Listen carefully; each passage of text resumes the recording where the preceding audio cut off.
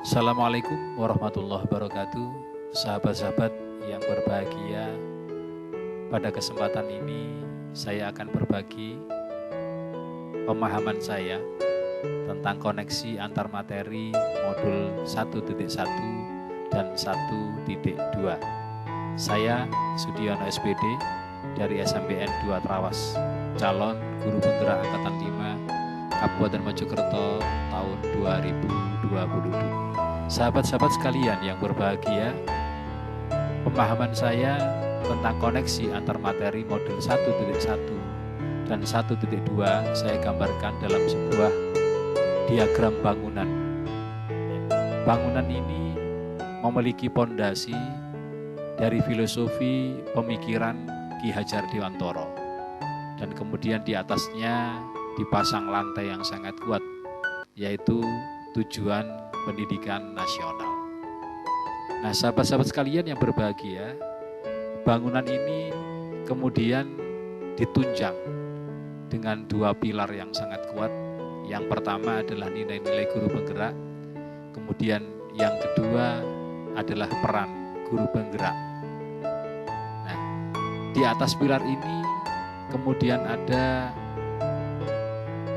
materi-materi yang perlu dibawakan atau harus dipahami oleh seorang guru penggerak. Yang pertama adalah tentang kebajikan universal. Kemudian cara kerja otak manusia atau 3 in 1. Kemudian yang selanjutnya adalah pemahaman tentang 5 kebutuhan dasar manusia. Kemudian pemahaman tentang manusia merdeka. Ini merupakan perangkat yang harus dimiliki oleh guru-guru penggerak.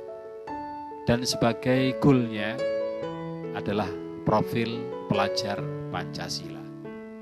Sahabat-sahabat kalian yang berbahagia, selanjutnya akan kita paparkan secara singkat yang merupakan pondasi dari koneksi antar materi yang akan saya sajikan. Yang pertama adalah filosofi pemikiran Ki Hajar Dewantoro. Yang pertama adalah beliau punya asas pendidikan, di mana beliau mengatakan pendidikan atau offloading memberi tuntunan terhadap segala kekuatan kodrat yang dimiliki anak agar ia mampu mencapai keselamatan dan kebahagiaan yang setinggi-tingginya, baik sebagai seorang manusia maupun sebagai anggota masyarakat. Kemudian beliau juga punya filosofi pemikiran bahwa pendidikan itu menggunakan sistem amok atau menuntun. Dalam hal menuntun laku dan pertumbuhan anak. KHD mengibaratkan bahwa peran pendidik seperti seorang petani atau tukang kebun. Dan anak-anak itu seperti biji tumbuhan yang disemai dan ditanam oleh Pak Tani atau Pak Tukang Kebun di lahan yang telah disediakan. Kemudian beliau juga punya filosofi tentang bahwa pendidikan itu anak bukanlah tabula rasa. Pendidikan bertujuan untuk menuntun atau memfasilitasi, membantu anak untuk menebalkan garis samar-samar agar dapat memperbaiki lakunya untuk menjadi manusia seutuhnya. Jadi anak bukan kertas kosong yang bisa digambar sesuai keinginan orang dewasa.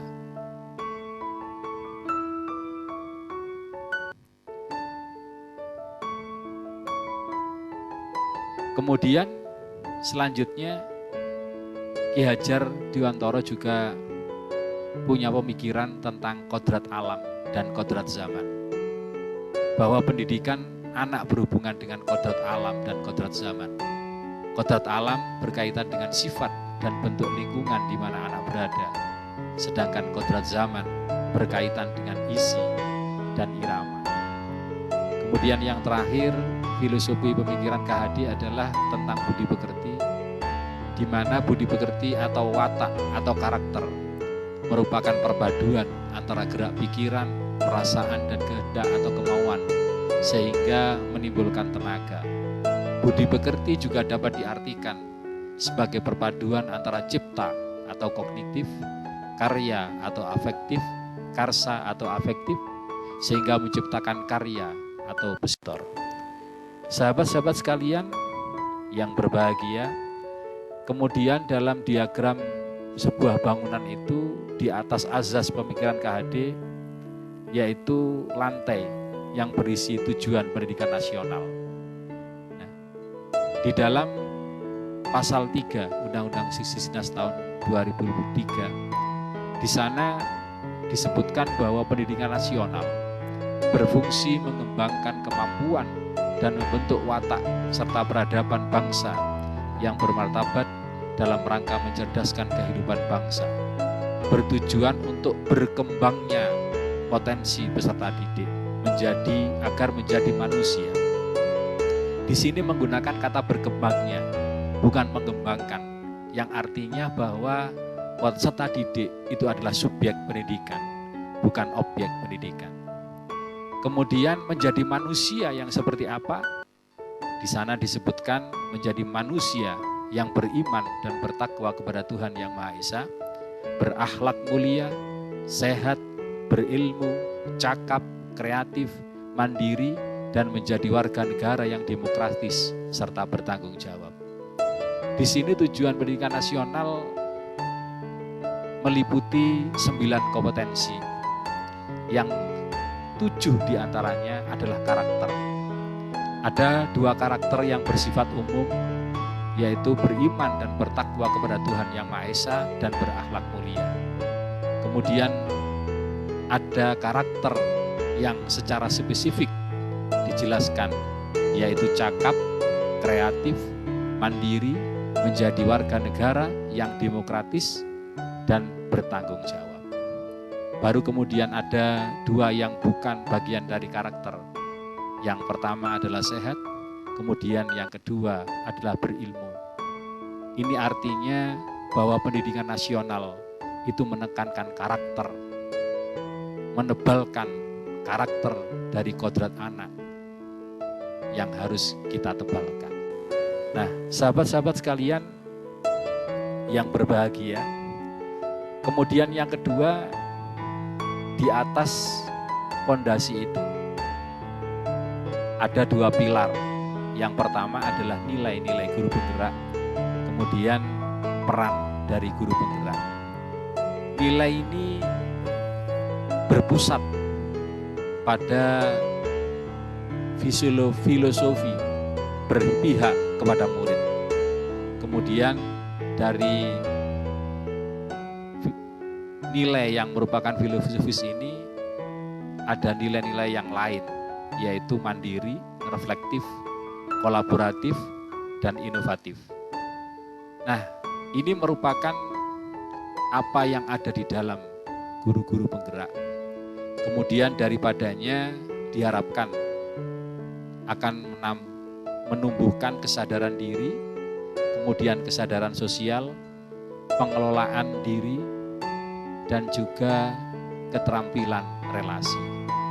Yang semuanya diharapkan bisa melahirkan pengambilan keputusan yang beretika dan bertanggung jawab. Nah, sahabat-sahabat sekalian yang berbahagia, setelah memiliki itu, maka kemudian diharapkan menjadi pemimpin pembelajaran yang mampu berpikir secara sistem, berpikir aset, memahami perubahan, dan sanggup membangun keselarasan. Yang selanjutnya dari jiwa-jiwa pemimpin pembelajaran ini diharapkan akan memberikan imbas kepada lingkungan yang di sekitarnya, sehingga dia mampu menjadi kok bagi guru lain, pendorong kolaborasi, mewujudkan kepemimpinan murid, dan penggerak komunitas praktis. Sahabat-sahabat sekalian yang berbahagia, selanjutnya di atas 2 pilar itu ada perangkat-perangkat yang harus kita pahami. Yang pertama adalah kebajikan universal.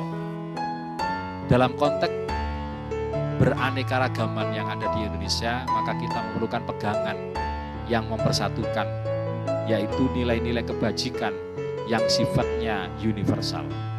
Kemudian dapat dijadikan landasan bersama atau common ground bagi beragam kepentingan, suku, bangsa, ras, agama, golongan. Nah, kemudian yang kedua perangkat yang harus kita pahami adalah cara kerja otak yang terdiri dari 3 hal pokok. Yang pertama, otak itu terdiri dari otak mamalia atau otak limbik yang mengontrol emosi kita.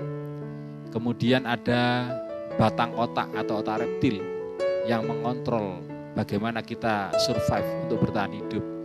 Kemudian yang ketiga yaitu otak primata dan otak luhur manusia, yang itu kita gunakan untuk merencanakan sesuatu, merekayasa sesuatu dan sebagainya.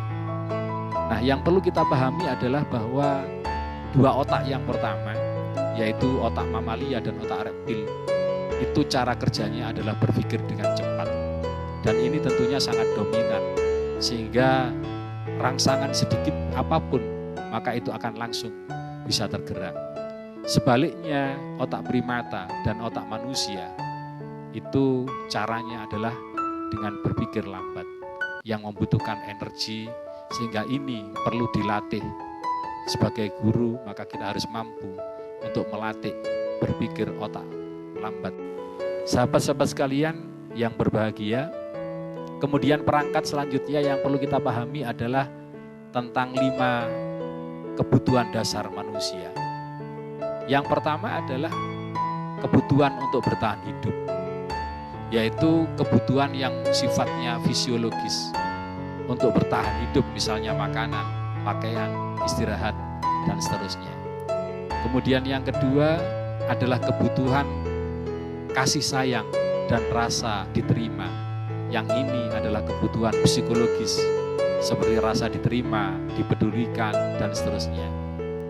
Yang ketiga adalah kebutuhan akan kekuasaan atau penguasaan.